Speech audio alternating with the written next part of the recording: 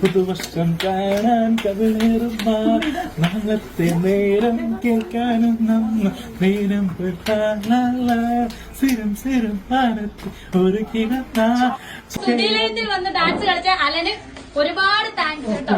Okay. Kollam Sudhi മരിച്ചിട്ട് 2 വർഷമായി. ഈ കഴിഞ്ഞ ദിവസം പുള്ളി മരിച്ചതിൻ്റെ 2ാമത്തെ വർഷത്തെ ഓർമ്മ ദിവസമായിരുന്നു. അപ്പം അന്ന് ഈ സുധിയുടെ വീട്ടിൽ നടന്ന കോപ്രായമാണ് നിങ്ങളിപ്പോൾ കണ്ടത്. അലൻ ജോസ് പെരേര എന്നല്ലേ ചെക്കൻ്റെ പേര്.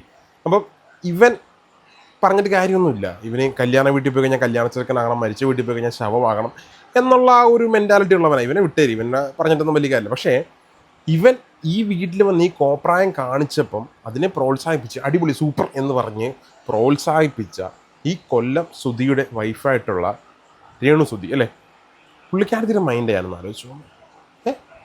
ഒന്നുമില്ലെങ്കിലും ഇത്രയും നിങ്ങൾ ഭയങ്കരമായിട്ട് സ്നേഹിച്ചിരുന്ന ഒരാളാണ് സുധിച്ചേട്ടൻ എന്ന് പറഞ്ഞ് നിങ്ങൾ എല്ലായിടത്തും പറഞ്ഞ് നടക്കുന്നത്. പക്ഷേ പുള്ളിയുടെ ആ ഒരു ഓർമ്മ ദിവസം ഈ അളിഞ്ഞവനെയൊക്കെ കൊണ്ട് വീട്ടിൽ ഇമാതിരി കോപ്രായം കാണിക്കാൻ അനുവദിക്കണമായിരുന്നോ?